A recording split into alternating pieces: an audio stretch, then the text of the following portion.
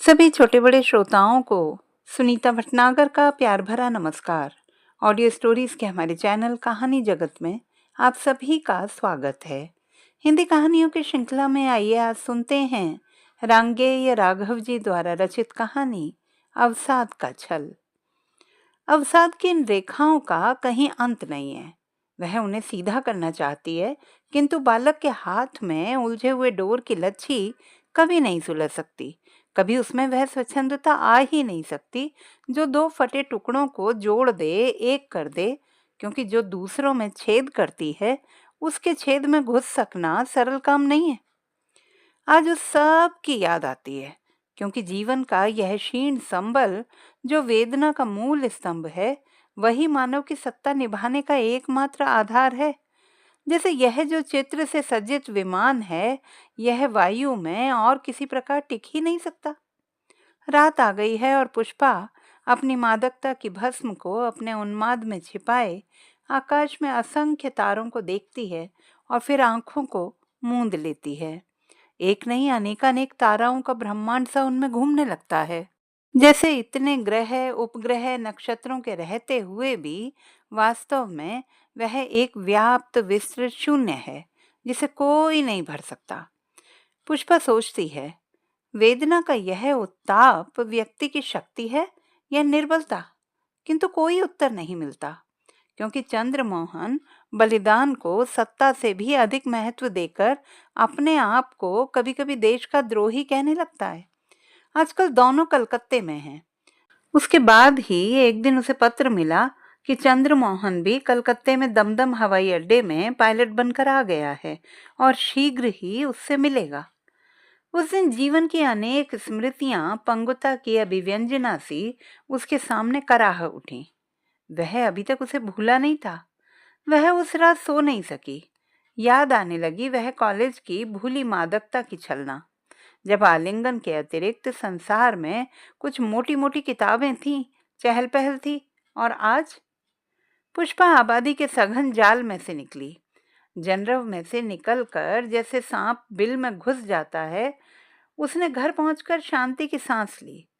घर था एक दो कमरों का डेरा, ऊपर नीचे दाएं बाएं अनेकों से घिरा हुआ। यहाँ नहीं है देश की सी शांति, यहाँ वह घिरी है परदेशी बंगालियों के बीच में, जो उसे नहीं चाहते, जिन्हें वह नहीं चाहती। आकर स्टोव पर चाय चढ़ाई। कमरा निर्घोष से कांप उठा। निराधार सा यह कोलाहल अपने मौन के प्रतिकार से स्वयं ही कांप उठा। वह बैठकर देखने लगी। लौ के टकराने से आवाज होती है।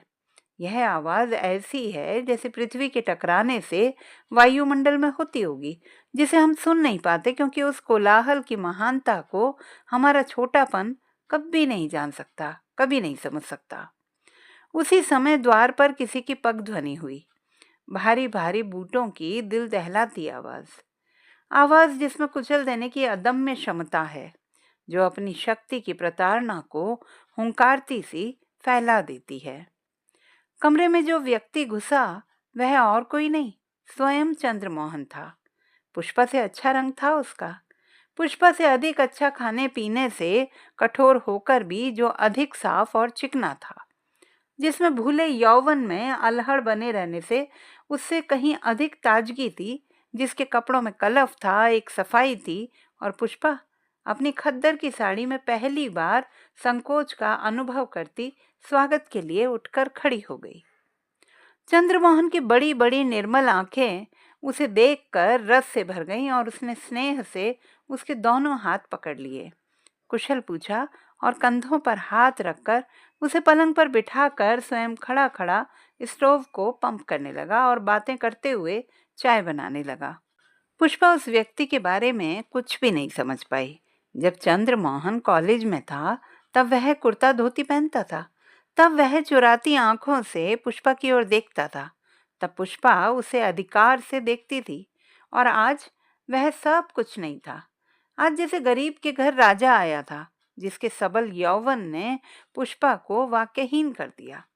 शब्द मन ही मन ऐसे चक्कर लगाने लगे जैसे शांत पानी में कंकड़ डाल देने से पानी में गोल गोल रेखाओं का प्रसार होता है, जो कुछ नहीं कहती, केवल किनारों से निस्तब्धता से टकरा जाती हैं और चील की तरह हिलकर स्थिर हो जाती हैं। एक प्याला बढ़ाकर दूसरा प्याला चंद्रमोहन ने हाथ में ले लिया और स्टूल पर ही बैठ गया। उसकी आंखों में एक नया बचपन था जो पहले पुष्पा ने कभी नहीं देखा था। वह अपनी वर्दी में जंचता था। कैसे चौड़े कंधे थे, कितनी सुडौल ग्रीवा थी। कंधे पर उसके अधिकार की पट्टियां थीं और पास में ही उसका ऊनी छज्जेदार टोप था जिस पर आगे क्राउन था। पुष्पा पढ़ी लिखी है। अचानक ही उसे याद आ गया कि ऐसे ही एक दिन आजकल के बादशाह के बाप से वृद्ध तपस्वी गांधी मिला था। हवा थम गई, तूफान रुक गया, पुष्पा चैतन्य हो गई। बातें करते करते 1 घंटा भर बीत गया। वह बर्मा भी गया था और वहीं से लौट कर आया है। ऐसी ऐसी बातें कहता है जो पत्रों में छप नहीं सकती। देर तक वह उन्हें सुनती रही। आंखों के सामने चित्र खेलते रहे। कीचड़ में भारी बूट छप छप करते हैं। एक झनझनाहट से कानों पर से गोलियां निकल जाती हैं। मशीन गन से खटखट करके जब आग निकलने लगती है तब जुन्न से हवाई जहाज चक्कर मारकर आकाश में उड़ जाता है और फिर भयानक बम गिरते हैं। भूमि से धुआं उठता है, धूल उठती है, बसे बसाए घर उजड़ जाते हैं। तब बर्बादी के पीछे न्याय भी है, स्वार्थ भी है। चंद्रमोहन तो न्याय के समय मनुष्य नहीं है, स्वार्थ के समय लड़ाई का एक औजार या हथियार भी नहीं है। यूरोप की लड़ाई में यह बात नहीं है, चंद्रमोहन ने कहा। वहां न्याय न्याय है, अन्याय अन्याय। और लड़ाई की नौकरी कोई नौकरी है? कल सब निकाले जाएंगे, तब मैं तो तुम्हारे पास आ जाऊंगा। खिला सकोगी? पुष्पा के हृदय में जो द्रोह था वह शांत हो गया। वह उनके साथ कदम मिलाकर चलता है जो इतिहास बदलते हैं, जो मरने के आगे जीवन की सतह को पारे की तरह चढ़ाकर बर्राते हैं, जिनकी हलचल इतिहास की करवट है, जिनका व्यक्ति संगठित समूह है, जिनकी शक्ति रक्षा भी है और भय भी। किंतु चंद्रमोहन वास्तव में भूला हुआ है। वह अब भी उसी प्रकार उस पर विश्वास करता है, किंतु अब वह हवा से नहीं लड़ता, रोटी की बात करता है। संघर्ष को वह जानता है। चंद्रमोहन ने फिर कहा, पुष्पा, तुम बहुत थक गई हो। सच, बहुत काम करना पड़ता है। पुष्पा हंसी। उसके दांत बहुत सुंदर हैं, तभी उसमें कुछ आकर्षण है। उसने उत्तर नहीं दिया, बल्कि चंद्रमोहन के साथ ही किताब लेकर उसे खोला और देखने लगी। एक पत्रिका थी जिसका नाम था मैन ओनली। चंद्रमोहन ने हंसकर कहा, यह तुम्हारे काम की चीज नहीं है, सब फौजी है, तुम रहने दो, उसे अश्लील कहोगी। उसने वापस लेने को हाथ बढ़ा दिया। तुम यह सब क्यों पढ़ते हो? पुष्पा ने स्नेह से कहा। पहले तो इतनी चंचलता नहीं थी। पुष्पा हंसी। उसने कहा, मैंने कभी तुम्हारी बात का बुरा माना है?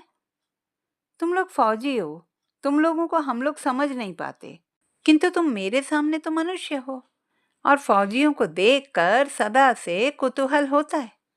चंद्रमोहन ने कहा, बात यह है कि ये चीजें स्त्रियों के लिए नहीं है, लेकिन बहुत सी लड़कियां पढ़ती भी हैं, तो वे केवल हम लोगों के मनोरंजन। अचकचाकर वह रुक गया। पुष्पा की भौं चढ़ी हुई थी। बुरा मान गई? चंद्रमोहन ने भय से लड़खड़ाकर पूछा। पुष्पा उसे घूरती रही, फिर देखकर आंखें बंद कर ली और पूछा, लड़ाई के बाद मेरे पास आ सकोगे? और नहीं तो करूंगा ही क्या? चंद्रमोहन ने पूछा। क्षमा नहीं करोगी? गुलाम की नागरिकता एक खाली गिलास है, उसमें धन और बल का छल बहुत तेज नशा होता है। अमेरिकन और अंग्रेजों की स्त्रियों की भूख अधिक होती है, उन्होंने सिखाया है। तो तुम क्यों सीख गए? पुष्पा ने चोट की। तुम्हें स्त्रियों का मान करना नहीं आता? किंतु वे स्त्रियां भी ऐसा मान नहीं चाहती। चंद्रमोहन ने बात काटकर कहा। जानते हो, पुष्पा ने कहा, वह सब कुछ मेरा था। तुम खाकी में हो, मैं खद्दर में हूं, किंतु और कुछ तो नहीं बदला। फिर तुम जैसे मुझे भूल गए हो, यदि मैं तुम्हें भूल जाती तो? तुम्हारा अधिकार है पुष्पा, इसमें बिगड़ता ही क्या है? क्षण भर यदि अपरिचित होकर भी हम सुखी नहीं रह सकते? बात काटकर पुष्पा ने कहा, हमारे भारत में प्रतीक्षा की अथाह वेदना है। हम शीघ्र ही बादल की भांति झड़ते नहीं हैं, सागर की तरह भीतर भी बाहर भी मंडराते हैं। यह जहाज जो हमारे सीने पर चलते हैं, सब करके भी हम पर आश्रित हैं। अभी यह हमें समाप्त नहीं कर सके, तिनके हैं तिनके। तुम कहोगे मैं थर्मामीटर का चढ़ा हुआ पारा हूं, तभी तुम बत्ती को तेजी से जला रहे हो। लेकिन एक बात कहूं, चंद्रमोहन ने स्वीकार किया। पुष्पा ने कहा, जब साहस ना रहे तो मेरे पास आना। यह उबा देने वाला सन्नाटा भी एक कोलाहल की शक्ति है। यह अपमानित शक्ति, यह दुखों का सागर, भूखे नंगे, वह कांप उठी। आना, जब बुझ चुको आना, मैं तुम्हें फिर जला दूंगी। चंद्रमोहन उसके पास बैठ गया।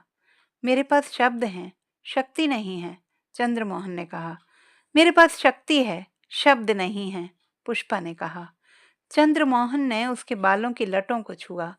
उनमें गंध न थी, फिर भी उसने उसे देखा और निसंकोच होकर उसके गाल को चूम लिया। पुष्पा लाज से मुस्कुराई। सामने लगे शीशे में उसने देखा था, चंद्रमोहन गोरा था, वह सांवली थी। वह सुंदर था, वह साधारण थी। वह स्वच्छ था, चिकना था, वह खुरदुरी थी, चिकनाहट का नाम नहीं था। एक सैनिक ने प्यार किया था। सैनिक, उसने कहा। सैनिक, भूलोगे तो नहीं? नहीं, चंद्रमोहन ने छलहीन उत्तर दिया। चंद्रमोहन चला गया। चंद्रमोहन फिर से बर्मा चला गया और मारा गया। मारे जाने की बात की खोज एक दो की नहीं, देशों की बात है। राष्ट्रों और स्वार्थों की मुठभेड़ है। प्रत्येक सैनिक की मृत्यु और जीवन की कहानी युद्ध का इतिहास है। सिद्धांतों का संघर्ष होता है, किंतु पुष्पा के लिए वह सब कुछ नहीं है। देश विदेश, यूरोप, अमेरिका, शक्ति, दास्ता, सेना, नागरिक, जीवन, सब कुछ पर मेधावी एक विराट उपन्यास लिख सकता है, जैसे टॉल्स्टॉय ने रोबेस्टोपोल के युद्ध पर लिखा था, जिसे वह नहीं लिख सकती क्योंकि सत्य केवल कल्पना ही है। देखा उसने नहीं है, वह अनुभव करती है। चंद्रमोहन मर गया है। उसे राष्ट्रों और साम्राज्यों की याद नहीं आती। उसे याद आती है उसकी जो सैनिक नहीं था, मनुष्य था, जिसने इतनी सरलता से बच्चों की तरह उसे चूम लिया था। वह देखती है, कभी रोती है, हंसती है, कभी सोचती है, किंतु सन्नाटा जीवन का अंधकार है। लोहे की मोटी चादर है जिसके नीचे हवा नहीं, किंतु दीपक बुझा नहीं है। लौ अभी भी जल रही है। दीपक में तेज नहीं, जीवन और यौवन का रस है, रक्त है। तो दोस्तों, ये थी हमारी आज की कहानी। आपको कैसी लगी कमेंट बॉक्स में लिखना ना भूलें। चैनल को सब्सक्राइब करें, लाइक करें और मित्रों के साथ शेयर करें।